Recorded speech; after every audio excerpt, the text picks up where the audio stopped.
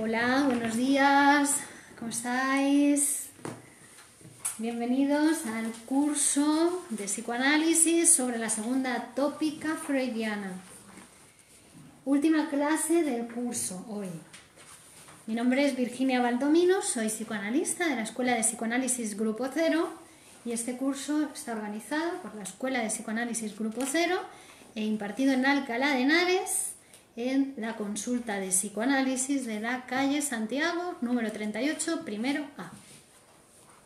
Bueno, hoy hemos llegado al final de este maravilloso curso sobre el yo y el ello que tanto estamos aprendiendo y vamos a continuar con la clase sobre las servidumbres del yo que comenzamos el otro día y que tenemos que continuar porque es un tema amplio y apasionante. Hola, muy buenas, Paqui, Claudio, Juan Carlos, Hamid. Bueno, después de las Navidades, que no se asuste nadie, que continuaremos. Y para vosotros, que ya estáis insertos en la materia, vamos a preparar un curso para después de vacaciones sobre estructuras clínicas. Esto es histeria, neurosis obsesiva, fobia y paranoia. Vamos a empezar por esas cuatro, ¿vale? Os informaré después de, porque todavía no sé la fecha de comienzo, pero bueno, será el martes en este horario. Y os mandaré información con el temario y con la fecha pues, después de las Navidades. ¿Vale? Hola, buenos días. Y para vosotros también lo publicaré en Facebook y continuaremos con esta serie de cursos gratuitos sobre psicoanálisis que no son formación psicoanalítica oficial propiamente dicha, pero bueno, os está sirviendo para ir adentrándoos en el campo del psicoanálisis, ¿no? Después ya quien quiera formalizar de alguna manera más oficial sus estudios, pues puede anotarse en la Escuela de Psicoanálisis Grupo Cero, donde desde el año 81 que se fundó en Madrid se han formado cientos y cientos de psicoanalistas en todo el mundo, porque el Grupo Cero es un referente mundial en materia de psicoanálisis, ¿vale? Para todos los que queráis conocer o entrar en el Grupo Cero o ver los programas de formación y demás, la página web es www.grupocero.org. ¿Vale? O me lo mandas por www.grupocero.org. Cero con todas las letras, ¿verdad? Con todas las letras, sí.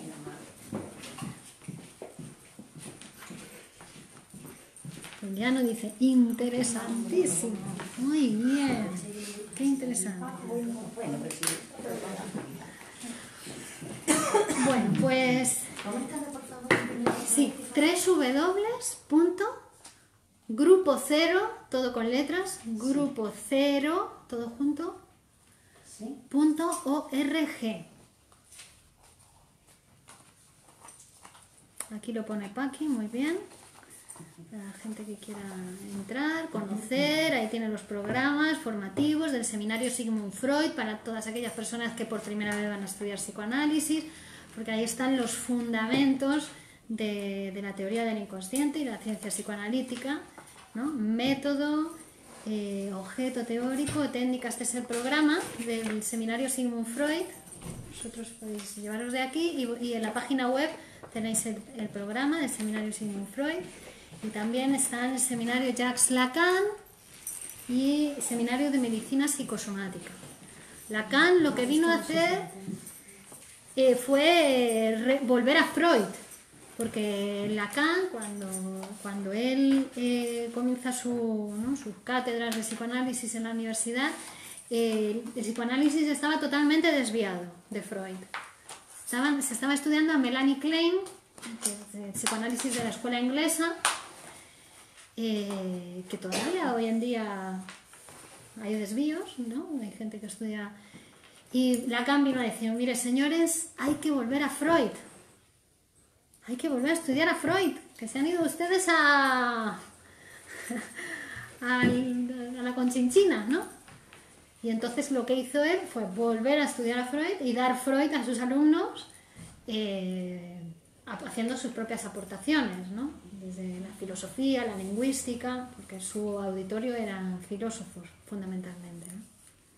Y utiliza la lingüística y hace aportaciones muy interesantes, pero en la línea de Freud, porque Freud descubre o produce una nueva ciencia, un nuevo campo científico que no existía, el psicoanálisis, la ciencia de la teoría del inconsciente, ¿no? De lo psíquico inconsciente. Y Lacan o Menasa hacen aportaciones ya dentro de ese campo, del campo del psicoanálisis, de esa nueva ciencia, ¿no? Menasa, por ejemplo, es un continuador, digamos, es Freud, Lacan y Menasa y el Grupo Cero, ¿no? Que es una producción del pensamiento de Menasa, que funda en Buenos Aires en el año 1971, junto con otros médicos y psicoanalistas, se fundó el Grupo Cero y llegó a España en el 76. Y desde entonces cuida la salud mental de la población en todo el mundo. Y forma psicoanalistas y poetas también. Bueno, entonces, estábamos en las servidumbres del yo. Decíamos que el yo es ese... Vamos a sacar el esquemita. Esa parte del aparato psíquico que está más en contacto con la realidad exterior, porque a su vez tiene una superficie que sería el sistema percepción-conciencia, ¿no? Aparato psíquico, tenemos aquí el yo, que está en contacto con el sistema percepción-conciencia, que sería esa capa superficial del aparato, que no solamente tiene ojos hacia afuera de la realidad, sino que también rodea a los diferentes sistemas del aparato psíquico y también tiene ojos hacia adentro, por decir de alguna manera, la percepción, ¿no? Que percibe recuerdos, percibe fantasías, percibe, ¿no? Contenidos psíquicos. Ese sería el yo.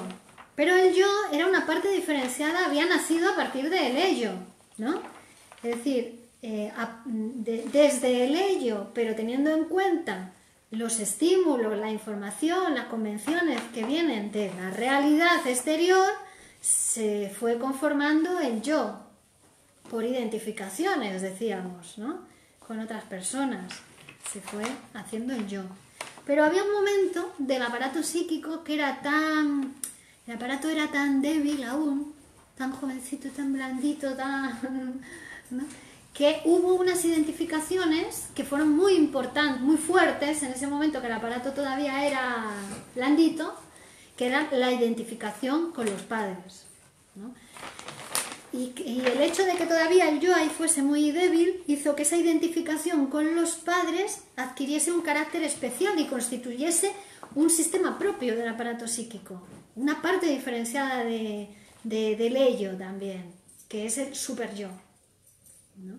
Que es el heredero del complejo de Edipo, decíamos. Es decir, que en vez de matar al padre, nos identificamos con él, ¿no? O a la madre, nos identificamos, nos separamos de ellas. O sea, cuando llega la orden del exterior, la amenaza de castración, que dice, con tu madre no se puede, te tienes que separar de ella porque no te puedes quedar toda la vida pegada o pegada a tu madre, ¿no? Que es a lo que aspira el niño cuando es niño, que es lo único que ha conocido, los brazos de su madre que le han salvado la vida, que era ese ser todopoderoso, totipotente que lloraba y le daba la teta, lloraba y le acunaba, lloraba y le ponía una mantita, lloraba, ¿no? Y estaba ahí su mamá para... Pero aproximadamente a los 3 o 4 años ya está capacitado para darse cuenta de que además de madre hay otro ser por ahí rondando, que es padre, que hay veces que su mamá, en vez de mirarle a él o a ella, le mira al papá, ¿no? Y entonces ahí va apareciendo el tercero, el padre, ¿no? Y el padre viene a traer la función padre, porque ya hemos dicho que son funciones, está separado hay que separarlo de la persona padre, ¿no? La función padre viene a ser aquella que le separa de la madre, que le dice, con tu madre no se puede. Tu madre para mí, ¿no? Y entonces el niño ahí pues se odia al padre o nacen sus primeros celos, sus primeras envidias, ¿no? Que quisiera hacerlo desaparecer, eso es matar al padre, ¿no? Que quisiera quedarse con la mamá solamente para él o para ella. Bueno, y luego al revés, porque dijimos que el Edipo tiene dos vueltas. Que también le pasa que cuando tiene que renunciar a la madre, rivaliza con el padre, pero dice, bueno, pues renuncio a la madre, pues ahora me quedo con mi padre, ¿no? Elige como objeto de amor al padre y se identifica con la madre, y va a rivalizar con la madre también, ¿no? Son 4 posiciones que se conforman en nosotros a través del Edipo, padre, madre y luego hombre, mujer, ¿no? En la adolescencia. Es decir, que hay que renunciar al padre y a la madre. Y cuando se renuncia a ellos, es en la vida material, real, objetiva, que se renuncia a los padres, ¿no?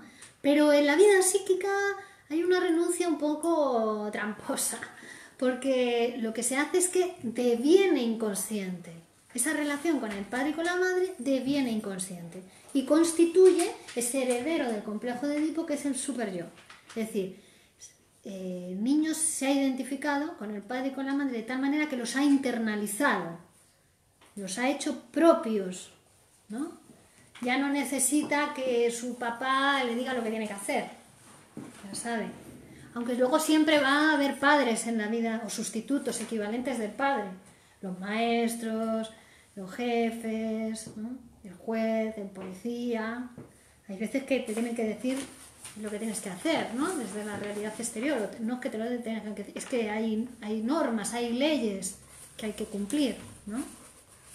Pero claro, si la ley paterna no quedó bien instalada, o mejor dicho, el sujeto forcluyó la ley, es decir, forcluir es no existe, ¿no? Como le pasa al psicótico. Forcluyó el nombre del padre. No hay padre, soy hijo solo de mi madre, ¿no? Pues ahí se vuelve loco. El psicótico es lo que conocemos como loco, ¿no? O perverso. Hay ley y lo sé, pero me la salto. Hay padre y me lo sé, pero me lo salto. Cuando puedo la miro a mi madre por la mirilla de la puerta. O si puedo, en vez de como el fetichista, le miro a ver si puedo ver algo por debajo de la falda. ¿No? Ese sería el perverso, se salta la ley,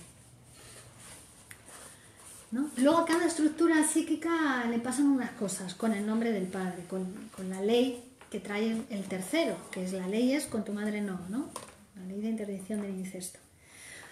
Pero queda ahí, ya queda en el aparato psíquico, el superyo queda. Y después como cada uno se las arregla con eso, va a ser lo que determine su posición o su enfermedad psíquica.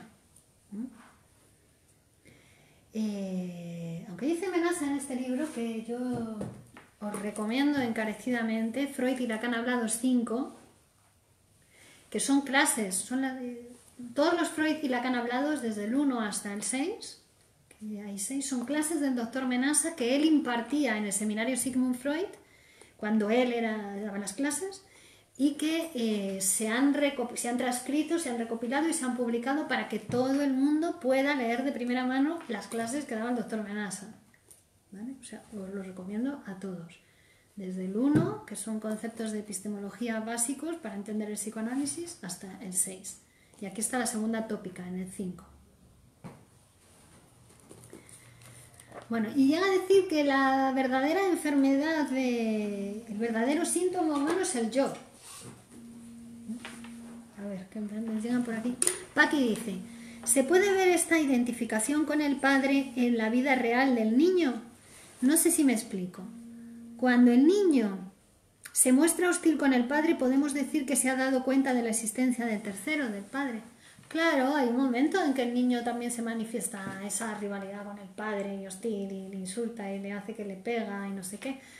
Pero es que es un momento también de la constitución del aparato psíquico.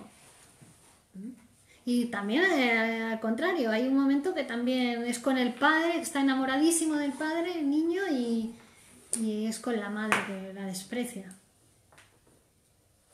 Tanto en el niño como en la niña. Se ve, se ve. Y cuando en el adulto hay algún tipo de problemática en la vida real, por ejemplo, le echan de todos los trabajos porque discute con los jefes, no soporta que los jefes le digan lo que tiene que hacer, pues también en su psicoanálisis va a tener que revisar indudablemente su psicoanálisis va a derivar en la relación con el padre.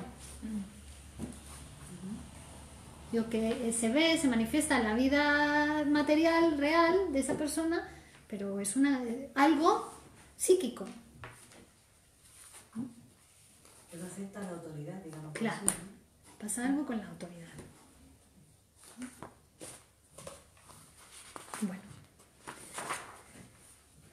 Entonces, el otro día estuvimos hablando, porque decíamos entonces que el yo va a ser esa instancia del aparato que va a tener que regular, estar siempre arreglándoselas pues con las exigencias del ello, que pulsa por expresarse, que es libido, que es energía sexual, que es la energía que nos mueve en la vida, toda la fuerza psíquica que tenemos, la que nos levanta por las mañanas, que nos hace que vivamos, que estemos despiertos, vivos, eso es la libido, es la energía sexual.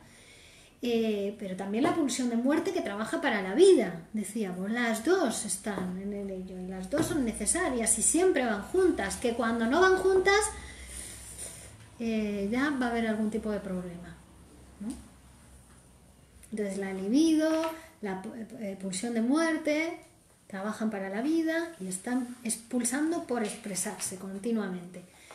También tenemos lo reprimido, el deseo reprimido, es decir, los reprimidos son deseos que alguna vez han sido conscientes, alguna vez, o por lo menos preconscientes, pero que el sujeto no ha querido saber de eso, no quiere saber de eso, no puede, no quiere, ¿no? Deseos sexuales, infantiles, que se reprimen. Y eso también es inconsciente, pero es una parte del inconsciente.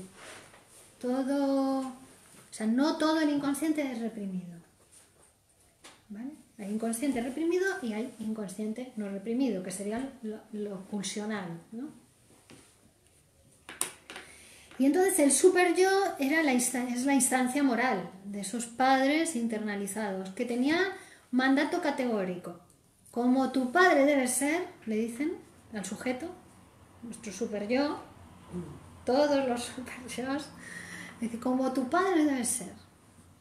Pero a la vez le dice, pero como tu padre exactamente no debe ser, porque hay algo que le está exclusivamente reservado a tu padre. El super yo es muy tirano a veces, más incluso que la autoridad exterior que decíamos antes, ¿no? Que como sea un super yo muy, muy tiránico, el juicio que te hace te lleva a la muerte. Decíamos el otro día, hablábamos de la melancolía, ¿no? Cómo le puede matar al sujeto, ¿no? El deprimido de que se ha identificado, decíamos, en el yo pone al objeto perdido que lo ha abandonado, ¿no? Ya se haya muerto o se haya ido o lo que sea, lo ha abandonado. Entonces, para no perderlo, se identifica con él, el melancólico. Lo pone en su yo, como si lo introyectase. Y el super yo ejerce un castigo brutal sobre ese yo, pero porque se ha identificado con el objeto perdido. Un castigo que puede llevarlo hasta la muerte, hasta asesinarlo, ¿no? O sea que la melancolía tiene que ver con el super yo. Sí, con el yo y con el yo, porque en el yo está el objeto perdido por identificación.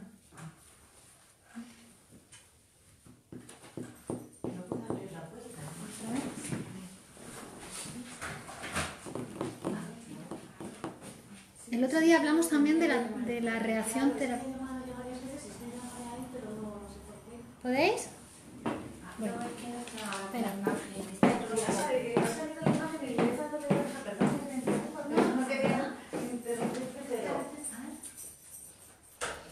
¿Ha salido la imagen? No es que haya llamado...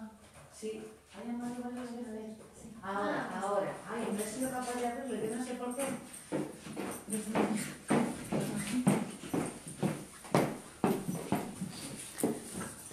El otro día hablamos también de la reacción terapéutica negativa, que es cuando a un paciente se le hace saber de alguna manera, porque sonríes, y entonces se da cuenta de que va bien en el análisis y hace una reacción terapéutica negativa, es decir, empeora.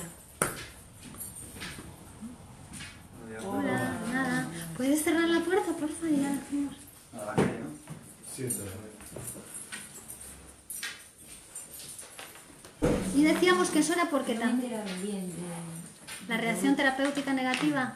de que sonreía quien No, que cuando el paciente se da cuenta de que va progresa bien o el psicoanalista le hace saber, ay, sí, estás mucho mejor, ¿no? O simplemente porque sonríe el psicoanalista viendo el progreso del paciente. y dice una reacción contraria. Claro, si el paciente hace una reacción terapéutica negativa es que empeora. Cuando se da cuenta de que su tratamiento va bien, de que va mejorando, empeora. Y decíamos que esto se produce porque hay una cuota de culpabilidad que paga con la enfermedad, con el síntoma. Entonces, claro, si Claro, queda... sí, perdona. Eso depende del momento en que se le hace saber, ¿no? Porque quiero decir, a lo mejor cuando él se da cuenta de que está mejorando, pero su cuota de culpabilidad todavía está fuerte, ¿no? Y quizás sea mayor que la propia cura, pues esta se manifiesta, ¿no? Claro. Porque me imagino que si es en un momento en que el paciente ya está de verdad mucho mejor y que ya esa culpa la puede manejar bien, ya no reaccionaría de esa manera, ¿no? Claro. Depende del momento, creo. Claro. Bien. Es como si en el fondo no quisiera estar bien para no abandonar el psicoanálisis. Bueno, pero es que para psicoanalizarse no hace falta estar enfermo. Ya, pero eso no lo sabe. Claro, a veces hay que hacérselo saber, que no hace Claro, falta pues. estar enfermo. Que no lo sabe del todo, sabe que tiene una neurosis, una cosa y tal y cual, pero Sí, No sí, sé. es verdad que a veces el paciente tiene ese miedo de, joy, si me curo voy a tener que Ya. dejar de... ya no puedo venir más.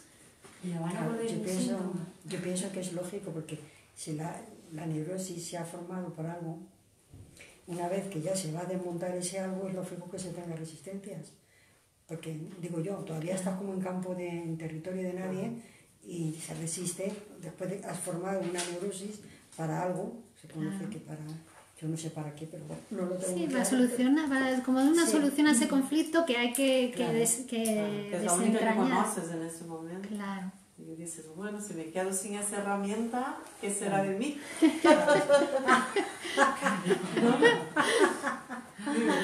Claro. Pero que la mayoría somos un poco neuróticos, ¿no? Sí. Hombre, Y luego todos tenemos problemas, solamente algunos deciden enfrentarlos con el psicoanálisis o cualquier ayuda de este tipo. Y Claro. otros pues se hacen de la vista gorda. Sí, claro.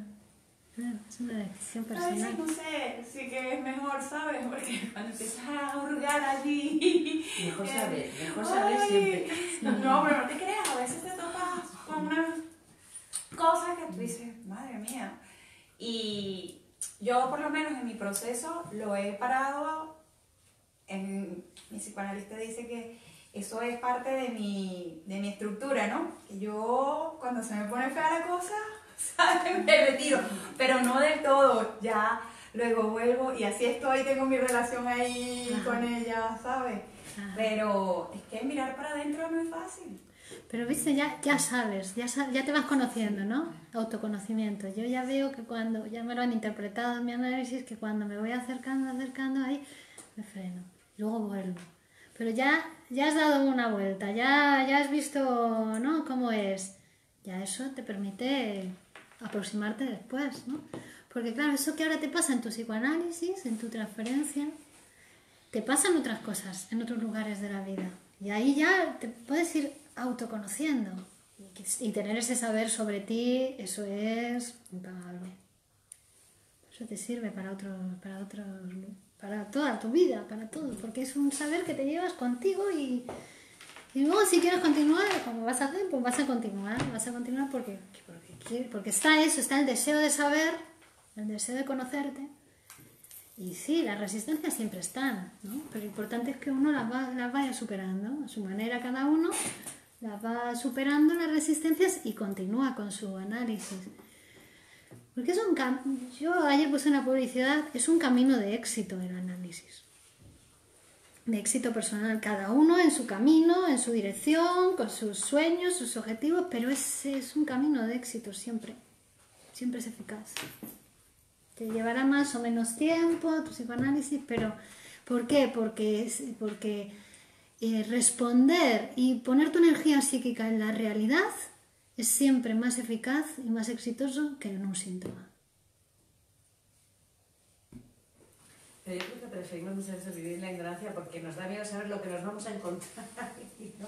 Por eso hay gente, bueno, que a lo mejor a ver lo que voy a encontrar, lo que voy a...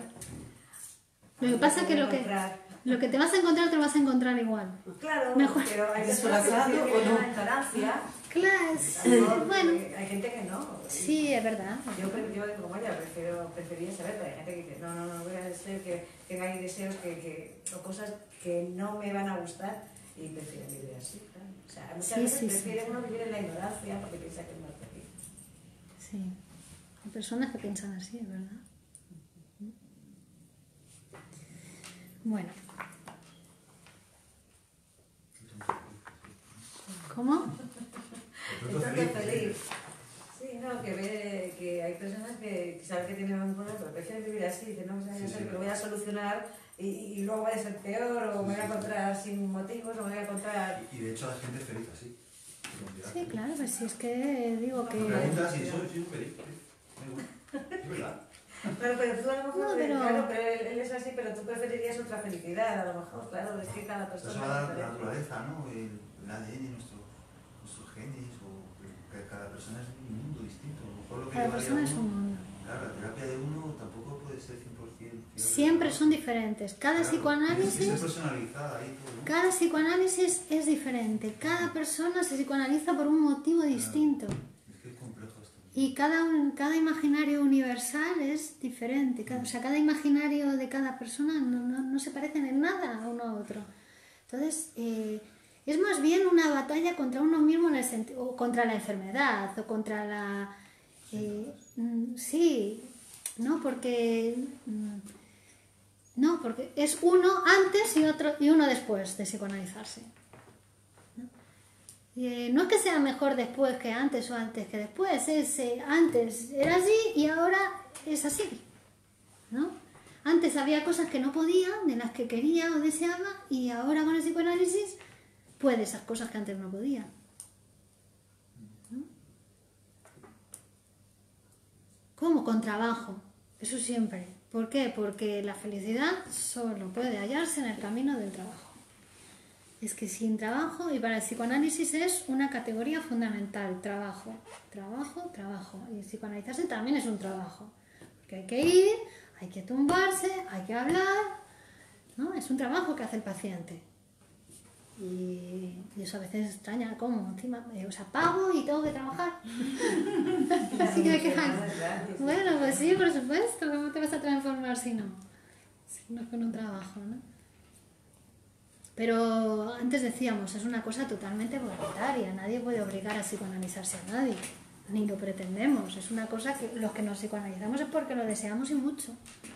Hacer ese trabajo de transformarnos, de conocernos, de ver dónde están nuestras debilidades y ahí ya vas viendo por qué no puedes conseguir eso que dices querer.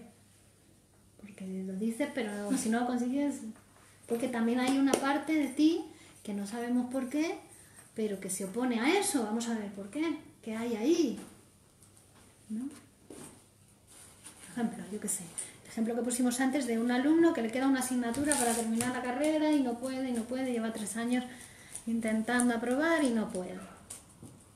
¿No? ¿Qué hay? ¿Qué hay ahí? Pues tiene que hablar, porque no a todo el mundo que le pasa eso le pasa lo mismo. Tiene que empezar a hablar y vamos a ver, porque a lo mejor es una cuestión con salir al mundo profesional, o es una cuestión con separarse de la familia, o es una cuestión con qué. Claro, que lo retiene una barrera para no afrontar eso, porque, o sea, el cambio que va a suponer aprobar eso, ¿no? Digamos Claro, así. claro. Bueno, entonces el yo siempre está ahí mediando entre el super yo con sus exigencias de cómo hay que ser, de cómo hay que comportarse, ¿no? Con la moral super yoica, el ello, que también es parte, ¿no? Porque es que son partes de cada uno, ¿no? Porque dices, no quiero saber, pero bueno, no quieres saber, pero lo actúas. Pero vas por la vida haciéndolo, ¿no? No quieres saber, pero todos los demás lo saben, ¿no? O lo padecen, mejor dicho, porque también psicoanalizarse es un acto de amor.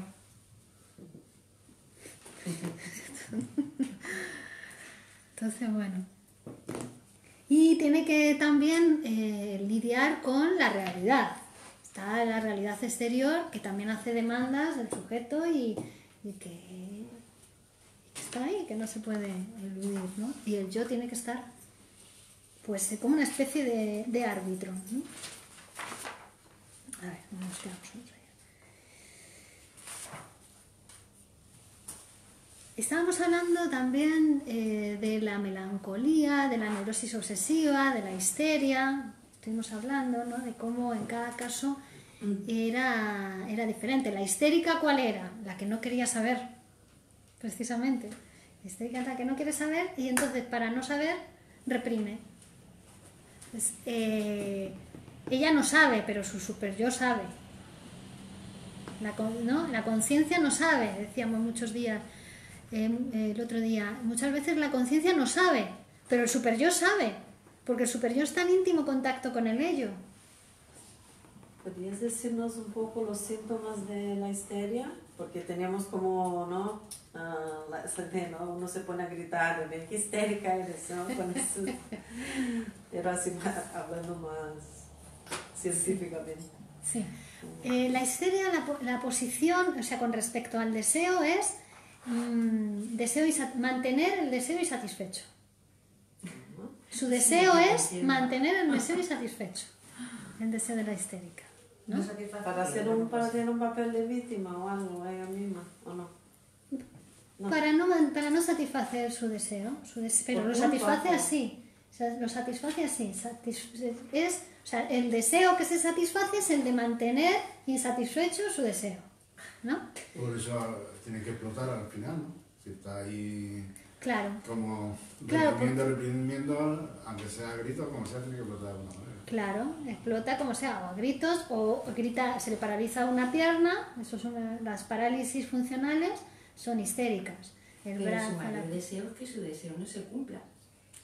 Y que su entienda. Pero entonces es difícil, por ejemplo, una persona así llegar a psicoanalizarse, ¿no? Igual que cuando te No, psicoanalizas, son nuevos pacientes muy frecuentes. tienes Pero un buen trabajo. si su mayor deseo es no realizar sus deseos, Bueno, pero pues, claro, hombre, pero ahí está el otro lado ahí, ¿no? está el otro Porque lado. si no hay salvación, pobre hombre. Claro, en los pacientes siempre hay una voluntad y un deseo y un querer cambiar, Sí, porque si no, no llegan a la es la análisis. pulsión de vida, ¿no? Que Claro. me imagino, y de realización del deseo. Luego puede estar en mayor o menor medida las dificultades de realizarlo o ¿no? De permitirse disfrutar de eso, pero yo creo que siempre de fondo Claro, está en mayor medida, ¿no? El deseo de salud. de salud. De salud Es y vital, de... eso, Sí. ¿no? Es la Si vida. llega a la consulta es porque hay un deseo de salud, de reconstituir su salud psíquica y de poder transformarse. Si no, no llegan a la consulta de Sí, psicoanálisis. pero eso ¿Quién por un llega? lado, porque para el otro no quieren. Claro, Igual que pero pasa con la neurosis, Exacto. de ahí está la resistencia. O sea, es lo mismo, ¿no? es lo mismo. Es decir, llega, pero llega a pedir ayuda porque no puede sola o solo. Claro. No pueden, ya lo han intentado. Pero cuando ya llegan, que van a ver un poco, ya dice lo que dice ella, ya no quiero, me marcho. Bueno, ya viene pero- la resistencia. Pero luego vuelve, ¿no? Ella le ha pasado varias veces. Reconoce que tiene algún problema, entonces por eso va. Claro. Ella ya lo sabe que hay algún problema, que pondrá resistencia, me imagino, pero lo sabe, quiere Sufre, como solucionarlo. dices tú, Sufre. el problema. Sufre, pero padece el problema, no sabe arreglarlo, ya lo ha intentado de varias maneras y no ha podido. ¿Por qué? Porque es algo inconsciente, es algo que no es voluntario, se produce inconscientemente, se ha producido así, la manera que tuvo para resolver algo psíquico, ¿no? Y entonces viene porque requiere ayuda, pide ayuda al psicoanalista para poder resolver esa cuestión, porque el análisis te ayuda a que seas tú. Por eso produce transformaciones duraderas para toda la vida, porque no es que te vayan a ir y te vayan a sugestionar o te vayan a convencer o que te intenten imponer o meterte en la cabeza o una ideología. No. A ver, vamos, habla. Que tú lo vas a poder resolver. Tú tendiste siempre a resolverlo de esa manera que te hizo enfermar. Yo te voy a ayudar ahora a que lo vayas resolviendo de otra manera que te vas a curar, porque vas a ir aprendiendo a hacerlo de una manera más saludable, que te va a hacer curarte y además te va a hacer conseguir esas cosas que no puedes ahora en la realidad. ¿No? Es algo así, pero lo vas a hacer tú vas a hacer el trabajo y vas a aprender a pensar de otra manera las cosas, a hacerlas, a posicionarte de otro modo. ¿No? ¿Cómo? Pues psicoanalizándote. Por eso el psicoanálisis lo que quiere como objetivo no es curar, no es que venga el paciente, hay que curarse del furor curandis, ¿no? A veces los psicólogos cuando empezamos a trabajar o los médicos, el psicoanalista hay como ese afán de curar al paciente. No hay que curar, hay que se psicoanalice, que ya se va a curar cuando corresponda y cuando pueda, a medida que va resolviendo esas cuestiones que no podía resolver antes de otra manera y que iba reprimiendo. Entonces ahora las va resolviendo y ya no es necesario el síntoma. Ya puede satisfacer su deseo de otra manera. No es necesario. Entonces se hace inútil el síntoma y va desapareciendo. Es algo así, ¿no? Eso te hace trabajar, pero el resultado que te proporciona es para siempre, ya te lo llevas contigo. Toda tu vida. Te conoces, empiezas a conocer, ¿no?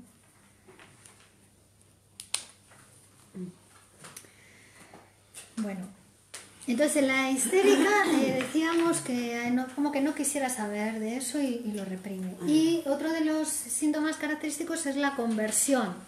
Convierte, es decir, hace con esa energía, con esa libido, libidiniza un órgano del cuerpo. La pierna, el brazo, la nariz, la oreja, yo qué sé, cualquier órgano puede libidinizarse. Normalmente son órganos que ya tenían una historia para esa paciente o para ese paciente, ¿no? Para una era la pierna, que era donde su padre ponía la pierna, su padre enfermo, y ella le curaba. Y ahí la pierna esa fue la que se le paralizó. La otra tenía alucinaciones olfativas, por ejemplo, pero tenía que ver con la historia de deseo, con lo que le había pasado a esa paciente, ¿no? Siempre tiene que ver con la historia. Puede ser un síntoma histérico. Yo conozco una persona que tiene muchos problemas y cuando está nerviosa, de golpe por rato, dice que no ve. Ay, es que no ve. Claro, ceguera histérica. Eso es la histeria, ¿no? Claro. Y la ceguera histérica, la sordera también. Trastornos funcionales, quiere decir que no tienen una base biológica, que no hay nada en el ojo que le impida ver, ¿no? Que hay veces que ve y veces que no ve. Hay veces que puede caminar y veces que no puede caminar. Muy interesante la historia. Bueno, en la neurosis obsesiva hay represión y regresión a una organización libidinal pregenital. Es decir, en las fases que vimos de evolución, de desarrollo de la libido, la oral, la anal, la fálica, el periodo de latencia y fase genital, ¿no? Pues el neurótico obsesivo regresa, ¿no? Se enfrenta a un conflicto psíquico, aparece un conflicto, y entonces lo que hace es regresa a la fase anal, que es la fase donde pues nacen, está más en auge los impulsos más destructivos, agresivos, es sádico-anal, la fase se llama sádico-anal, el sadismo, ¿no? Entonces el obsesivo es un poco sádico. Sí, se puede obsesionar, y hasta que hace a la pareja llorar. Hasta que no acaba llorando su pareja, no para, ¿no? Por ejemplo. Un obsesivo y una histérica es una pareja bastante frecuente. Obsesivo con histérica.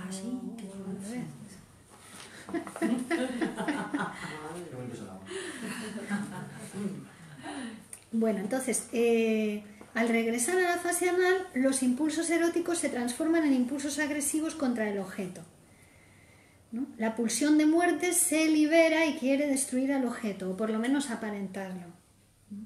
Hay como mucha hostilidad en el obsesivo, pero a la vez todos los rituales en el obsesivo son como son medidas preventivas frente a esa hostilidad, ¿no? Lo quiere matar, pero se previene de realizar la acción, ¿no?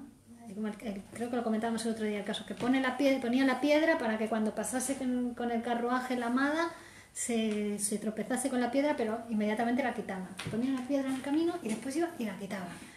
Y así no sé cuántas veces, ¿no? O se lava las manos porque ha tenido pensamientos, ¿no?, de matar a alguien, y va y se lava las manos 80 veces después. Hay que ver el síntoma, qué sentido tiene, cómo, que hable.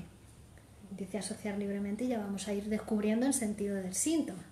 El síntoma habla, ¿no? Cuando no habla el sujeto, hablan sus síntomas. Si le empezamos a dejar hablar, ya no es necesario que hable, o tan necesario que hable con los síntomas, ya le empieza a poner palabras. El yo, en el caso del obsesivo, se defiende frente a esas tendencias por medio de formaciones reactivas y medidas de precaución. El superyo se conduce como si el yo fuera responsable de ellas y persigue con severidad tales propósitos. Es decir, los deseos hostiles en el obsesivo, ¿no?, se manifiestan, pero el superyo, que sabe de eso, aunque el obsesivo conscientemente no lo sepa, su superyo sí sabe, ¿no?, de esos deseos, esos impulsos destructores o tal, y entonces el superyo le castiga al yo, ¿no? Pero decíamos, no como el melancólico, porque el melancólico ha introyectado al objeto al que quería castigar, y entonces el superyo le castiga al yo porque tiene el objeto introyectado, hasta lo puede matar. Pero en el obsesivo no, el obsesivo, como el objeto está fuera, no lo ha introyectado. Entonces decíamos, el obsesivo casi está vacunado contra el suicidio.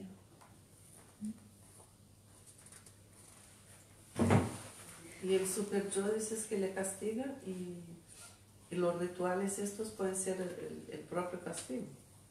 Claro, en el síntoma está la realización del deseo, pero también el castigo por desear eso. El yo está falto de defensa, dice. Se rebela inútilmente contra las exigencias del ello. El ello le dice, mátala, ¿no? Venga, dale. Y contra los reproches. Pero es el bueno y el malo. Sí, un poco así, ¿no? Pero también está la conciencia moral, ¿no?, punitiva. Y el yo está viéndosela con el ello, que le insiste, y con el super yo, que le dice, no, pero son muy moralistas, mucho. Son hipermorales los obsesivos.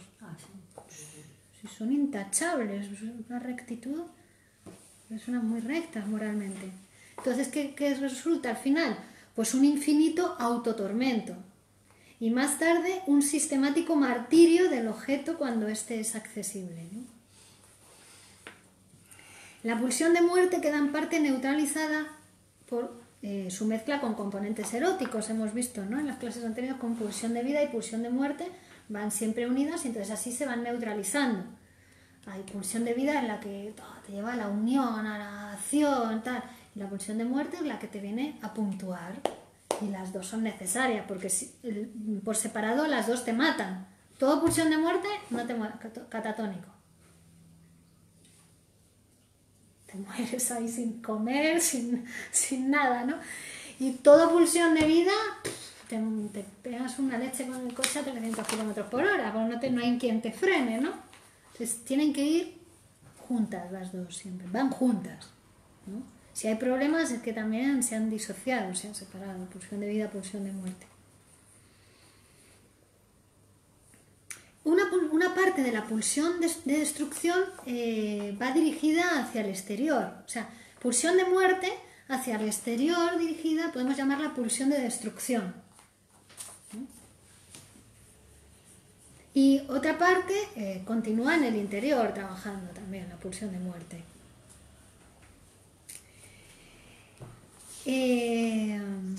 La agresión, la agresividad, por ejemplo, porque hay que diferenciar entre agresividad y agresión. La agresividad es necesaria para la vida. Sin un poco de agresividad no puedes hacer nada, hasta para la relación sexual hace falta un poco de agresividad, ¿no? De hecho, los niños cuando contemplan, si han tenido la oportunidad de contemplar de niños la relación sexual de los padres o ¿no?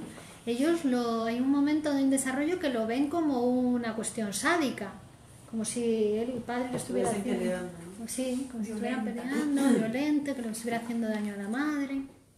Y claro, y ahí elabora las teorías infantiles de la sexualidad, pues hay algunas como eso, como que es un acto violento y agresivo. El acto de comer es un acto agresivo, ¿no? También, tienes que, ¿no? A veces el niño también se come la galletita y después llora, pero porque ya no está la galletita, ¿no? ¿Qué ha pasado? La ha destruido, ¿no? El acto canibalístico es un acto, ¿no? En la identificación también pasa eso, ¿no? Cuando se identifica con el objeto, de alguna manera se lo come al objeto, ¿no? El comer, hay algo de agresividad también.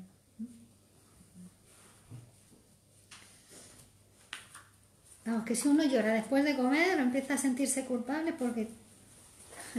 Porque se acaba la comida y quiere más. No puede... Bueno. Entonces, la melancolía, el superyo, es una especie de punto de reunión de los instintos de muerte, porque se queda con todo el instinto de muerte. El ello es totalmente amoral. Amoral, no tiene ninguna moral. El ello es pura pulsión. El yo se esfuerza por ser moral. Y el superyo puede ser hipermoral y hacerse tan cruel como el ello. Sin todo ello sería una crueldad, porque te llevaría a hacer cosas, ¿no? muy raras, muy fuertes. Y todo superyo pues también es una crueldad.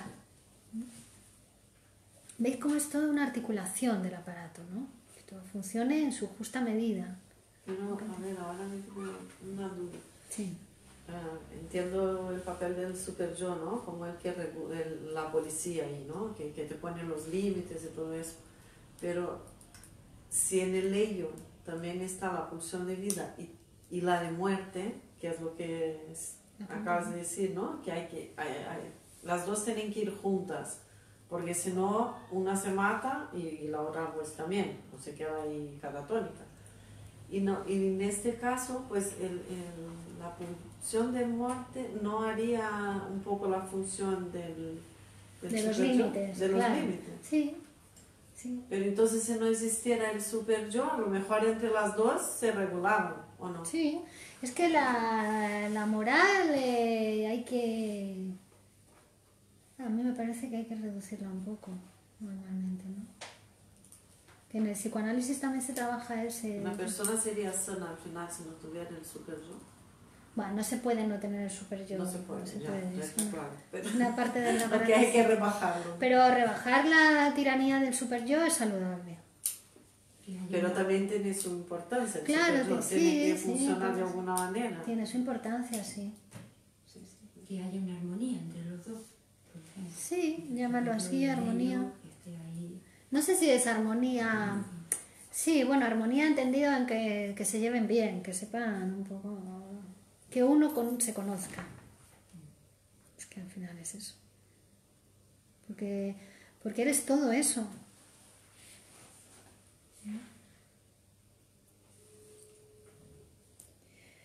Cuanto más se limita el hombre en su agresión hacia el exterior, más severo y agresivo se hace en su superyo, como por un desplazamiento y un retorno de la agresión hacia el yo, ¿no? No hay que tomarlo como que hay que agredir en el exterior, pero sí que poner la agresividad fuera, ¿no? La acción, actuar es la realidad, ¿no? Porque si te quedas parado, cuando te toca actuar, eso vuelve, esa agresividad vuelve hacia el yo, va hacia el yo, ¿no? Que te haces un mal. Cuando te toca actuar en la realidad y no actúas, Claro. te haces un mal. Y eso sería la depresión. Por omisión. Bueno, en la depresión encima, como te has identificado con el objeto perdido, te hinchas a pegarle golpes. Que te has identificado con el objeto perdido significa que ahora en tu yo está tu marido muerto, tu novio que te abandonó, o tu madre que murió, o no sé qué, que la tienes ahí dentro. Pero si es que hay frases que llevo a mi madre, llevo a mi hijo dentro. Hay frases, porque están las frases que uno dice. Son mecanismos del lenguaje. Pero claro, si la llevas dentro, si quieres castigar, te castigas tú.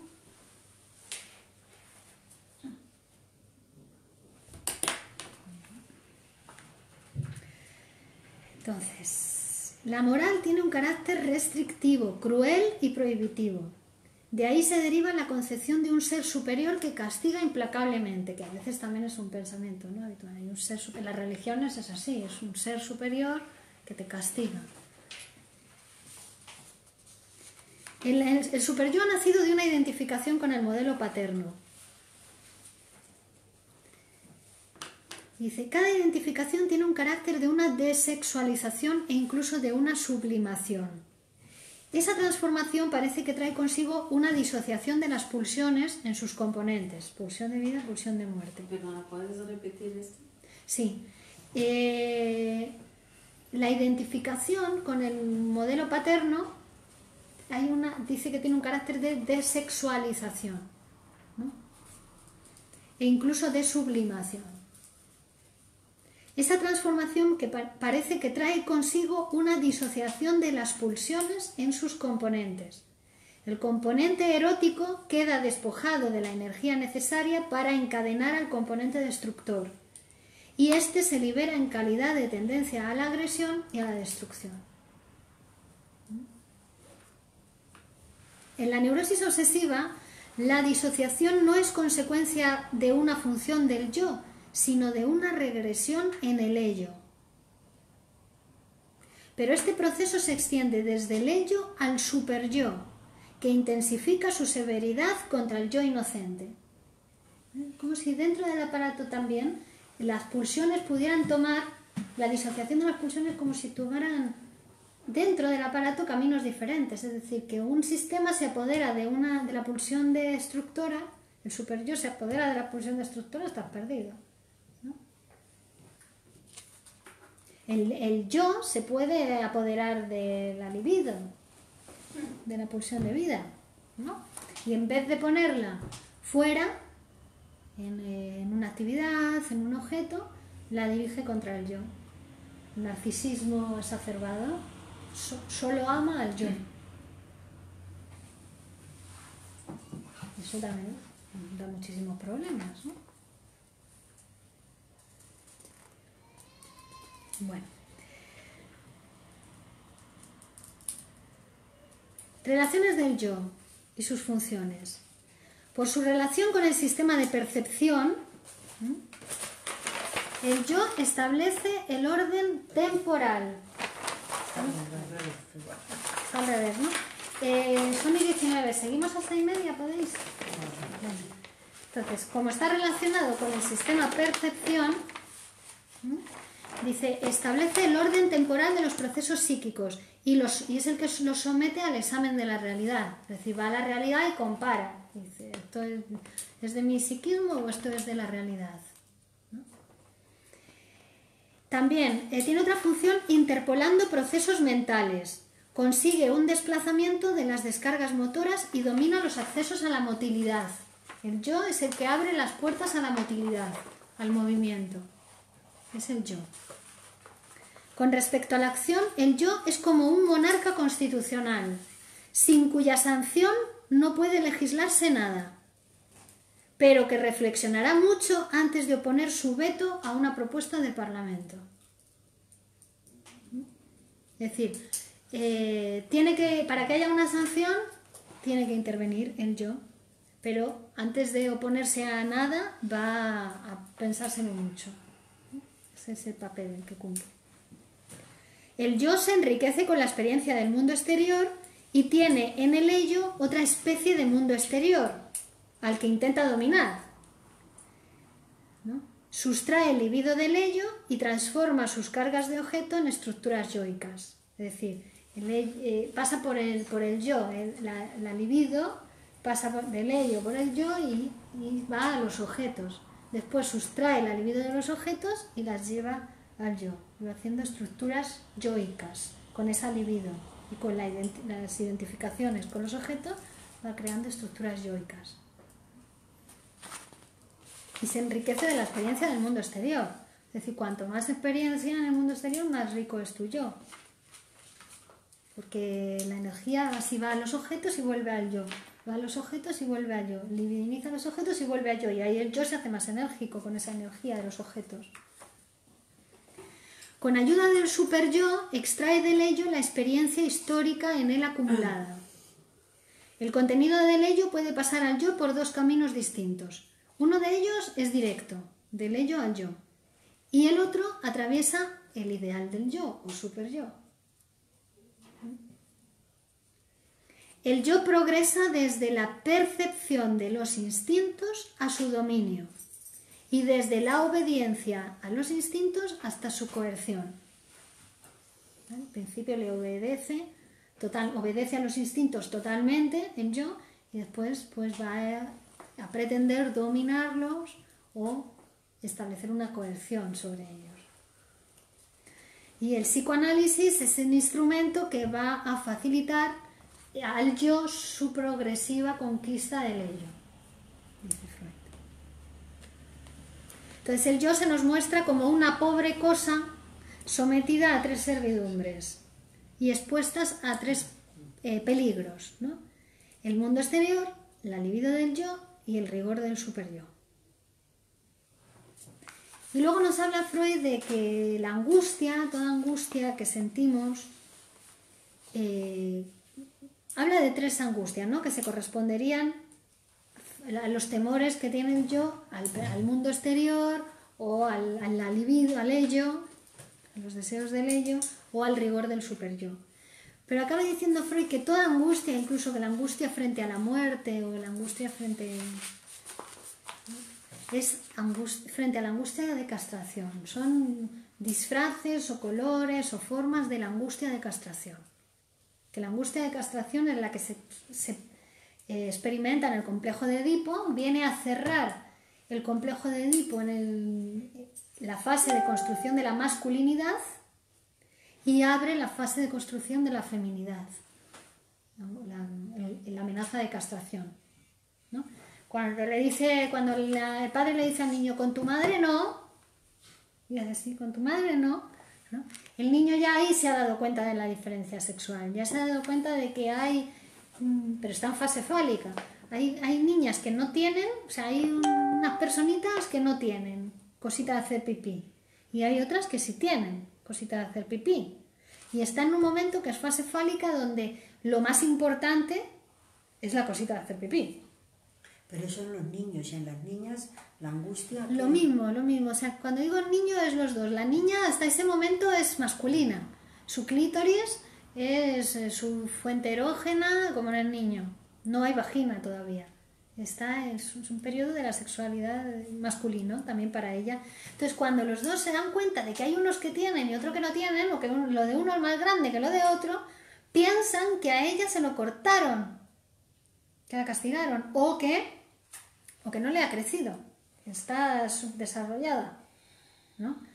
Entonces ahí aparece por primera vez en ambos el temor, ¿no? El miedo a la castración, miedo a ser, pues si ya le ha pasado a alguien eso, me puede pasar a mí, me pueden quitar a mí mi cosita, ¿no? Entonces ahí hace que el niño, tanto niño como niña, pero piensa la potencia masculina que hay en uno, renuncia a la madre. Ahí se constituye la masculinidad, se renuncia a la madre y se busca a otra mujer en el mundo, ¿no? Se sustituye. Claro. Pero se abre la feminidad, se abre la constitución de la feminidad ahí, porque es renuncio a la madre, pero, pues si no puedo tener a mi madre, voy a elegir a mi padre como objeto amoroso, ¿no? Elijo al padre como objeto amoroso y ahora mi rival es la madre. Entonces comienza a constituirse la feminidad en ambos, tanto en el niño como en la niña. Ahí empieza a constituirse la feminidad, que también es algo que se constituye en los dos, ¿no? No, pero la niña también tendría que sustituir, igual que el niño. Igual. Decir, mi padre no, otro hombre. Exacto, los dos tienen que sustituir. Y el final del complejo de Edipo es decir, mi padre no, otro hombre. Que también es muy difícil porque no es como en el caso, cuando se renuncia a la madre es más fácil porque interviene el padre. Pero cuando se elige al padre ya es más difícil porque la madre ya quedó desprestigiada. La madre, como no tenía, ya quedó desprestigiada. Entonces no es tan claro, no hay alguien que te diga tan claro con tu padre, no se puede. Por eso la separación del padre es siempre más difícil. Bueno, La entonces construcción de la feminidad es más difícil. en este caso, todo pasa con amor, ¿no? Dijiste. Entonces, en el caso de la niña, de repente dice, bueno, no puedo con mi padre tampoco y me voy a buscar otro hombre. Y el niño, también que pasó por eso, dirá, no puedo con mi padre, pero es que otro hombre no me apetece otra mujer. Bueno, eso sería lo saludable. Eso sería, ¿no? Claro. Y otra mujer. Hay niños que en vez de elegir otra mujer se identifican con la madre y ahí sería un tipo de homosexualidad. Ahí en este momento puede producirse la homosexualidad. Claro. Está claro que es psicológico. Interesante. Entonces, lo que la vida normal, una persona siente angustia, temores, ¿esto su raíz está en el miedo de castración? Está en la angustia de castración, sí. Cuando una persona está angustiada por la vida en general, cuando no es una cosa es otra. Sí. Curioso. Sí. Incluso la angustia ante la muerte, cuando uno piensa en la muerte y se angustia, dice Freud, tiene más que ver con la angustia, es como un disfraz que sea angustia ante la muerte. No, pues yo no me refiero a la angustia ante la muerte, me refiero a la Sí, angustia de la vida. sí, pero es otro disfraz. La neurosis de angustia se caracteriza por eso, está angustiado, está siempre con ese carácter pesimista, todo lo interpreta como si fuera a pasar algo malo, todo porque vive en esa angustia flotante. Esa sería la neurosis de angustia. Una pregunta. Sí. Entonces, la desviación o perversión del travesti, por ejemplo, de considerarse hombre y mujer, ¿se puede considerar que es un origen del complejo de Edipo o no tiene nada que ver? Claro, sí, Lo que está diciendo tiene sentido, ¿no? Sí, claro. Que hay un corte ahí que hubo una niñez y se hizo más grande, ¿no? Porque cuando cogió la pubertad, a lo mejor. Claro, porque en la pubertad vuelve a haber una explosión de la sexualidad que ya se tiene que poner en objetos diferentes a los progenitores, ¿no? Pero... Esa separación del padre, esa conciencia, ¿no? De decir, bueno, con mi padre tampoco. Y esa separación se da más o menos ¿con qué edad? Bueno, puede ser en la adolescencia ya. Ah, ¿sí? Madre mía. Sí, es que la constitución sexual no es algo que pase solamente ahí en la infancia y no, lleva muchos años. Bueno. Para construir la feminidad es un trabajo que se hace en la adolescencia. Hay por primera vez, con la metamorfosis de la pubertad, se toma conciencia, digamos, o se sabe la existencia de la vagina. Hasta ese momento el niño ni la niña no saben cómo funciona el papel de los espermatozoides, ni de la fecundación, ni que exista la vagina, ni los ovarios, ni En los... este sentido, entonces, por ejemplo, la introducción de la educación sexual en las escuelas para niños a partir de los 6 años más o menos, sería un poco algo forzado, que no va acorde con el desarrollo del niño. Totalmente. Claro, es que la educación sexual, que a mí me parece que es una cosa buenísima, que habría que hacerla, pero para cada... Teniendo en cuenta el periodo... La información que hay que dar en cada etapa. Claro. Si se la das no va a pasar nada, pero le va a entrar por una vez que no la va a tomar porque no está preparado todavía para saber de la vagina a un niño de 6 años, ¿no? Entonces, en cada momento de la constitución psíquica habría que darle una formación adecuada para eso, ¿no? También para que se vaya enfocando de una manera saludable, porque las teorías infantiles, que ellos se construyen teorías infantiles para poder explicarse los fenómenos porque no los entienden, ¿no? Entonces son, pues ¿de dónde nacen los niños? Al principio piensan, pues es que mamá ha comido algo, se le ha inflado la tripa y luego lo va a cagar, ¿no? Entonces no saben por dónde sale, no hay vagina, entonces piensan que es por el ano, que papá y mamá, que todos pueden tener hijos, que yo le voy a hacer un hijo a mamá o voy a tener un hijo yo de mamá, piensan, ¿no? O de papá. Eso es una de las primeras cosas que decían, tener un hijo del padre, identificados con la madre, ¿no? Es decir, tienen un montón de teorías para poder explicarse esas cosas que ven. Pero es que muchas veces al niño también le confunden con una bobada impresionante. Cuando al niño le Eso crea engañan... enfermedades, Sí. tan sencillo como vamos. Pero además no solamente enfermedad, sino produce desconfianza en los niños, que les engañen con la cigüeña o con no sé qué, no sé cuántos, al final dicen, mis padres me engañan. Claro, que se ha tragado al niño y que luego lo caga, vamos. Pero eso es algo que pero es algo que no es se lo dicen, eso no hace falta que se lo digan, es que él se lo construye esa teoría. Otra cosa es que se lo Como digan. está en fase oral y en fase anal, que eso, para lo más importante para él en ese momento es la boca y después el ano, pues no encuentra otra manera de explicárselo. Los agujeros que ellos conocen de su cuerpo. Pero son teorías que se construyen ellos. Y que después, que las sabemos además porque en los psicoanálisis de adultos, después se llegan a hablar de esas cosas que uno pensaba cuando niño, ¿no? Está muy inconsciente porque todo esto está muy reprimido en nosotros. Toda la sexualidad infantil en el periodo de latencia quedó reprimida. La sexualidad adulta es la sexualidad infantil a condición de ser reprimida. Pero en lo inconsciente están todas esas teorías infantiles que teníamos. Y hay personas adultas que cuando hablan ves que tienen alguna teoría, que están hablando desde alguna teoría infantil.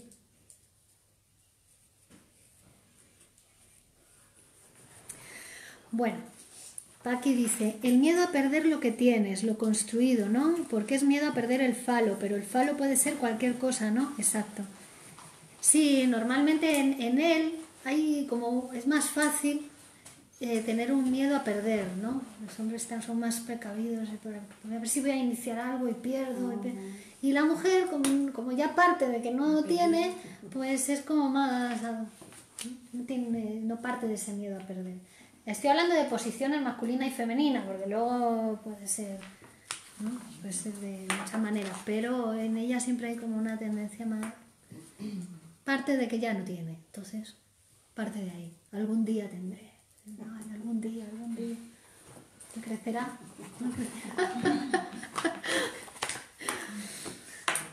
Bueno, queridos, queridas, hemos llegado al final de este curso, pero volveremos después de las Navidades.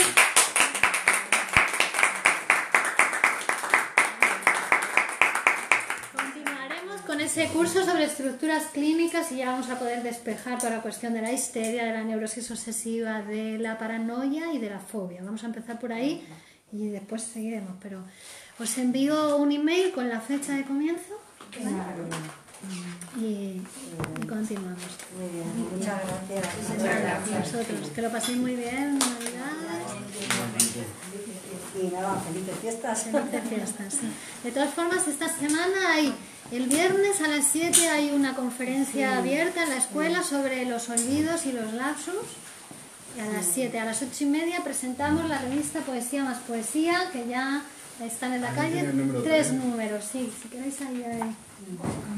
Y el sábado hay recital de poesía de Miguel Óscar Menasa a las 19, recital de Navidad, para cerrar la temporada en la escuela. Así que estáis todos invitados, va a ser genial.